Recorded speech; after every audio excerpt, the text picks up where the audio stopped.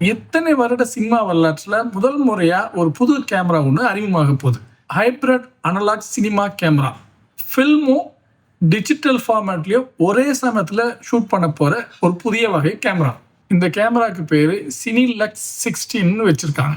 16mm ஃபிலிமில் record ஆகிற அதே நேரம் 3K டிஜிட்டல் ஃபார்மேட்ல இது ரெக்கார்ட் ஆகுது. இதில் என்ன புது மாற்றம் அப்படின்னா, நமக்கு எல்லாருக்கும் தெரியும், ஃபிலிமில் ஷூட் பண்ணால் அதை டெவலப் பண்ணி டெலிசினி பண்ணி அதை நம்ம பார்க்கறதுக்கு டைம் எடுக்கும். ஒரு நாளோ 2 நாளோ தேவைப்படும். லேபுக்கு போனால் தான் அதை பார்க்க முடியும்.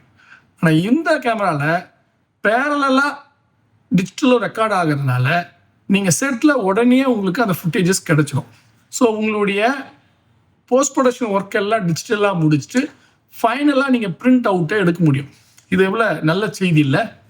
ஒரே சமயத்தில் ஃபில்மும் டிஜிட்டலும் பேரலாக ஒரே கேமரா ரெக்கார்ட் பண்ணுறதுங்கிறது எனக்கு தெரிஞ்சு வரலாற்றில் இதெல்லாம் முதல் முறை. இந்த கேமரா இப்போ தான் ப்ரோட்டோடைப் அனௌன்ஸ் பண்ணியிருக்காங்க. அடுத்த வருடம் இது மார்க்கெட்டுக்கு வரும்னு சொல்கிறாங்க. இந்த கேமராவுடைய விலை பழைய 16mm கேமரா வாங்குறத விட கம்மியாக இருக்கும்னு சொல்கிறாங்க.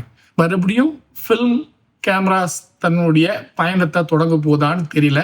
ஒரு பக்கம் Christopher Nolan IMAX film shoot பண்ணுறாரு, இன்னொரு பக்கம் அதோட சின்ன ஃபார்மேட் 16mm கேமரா வருது.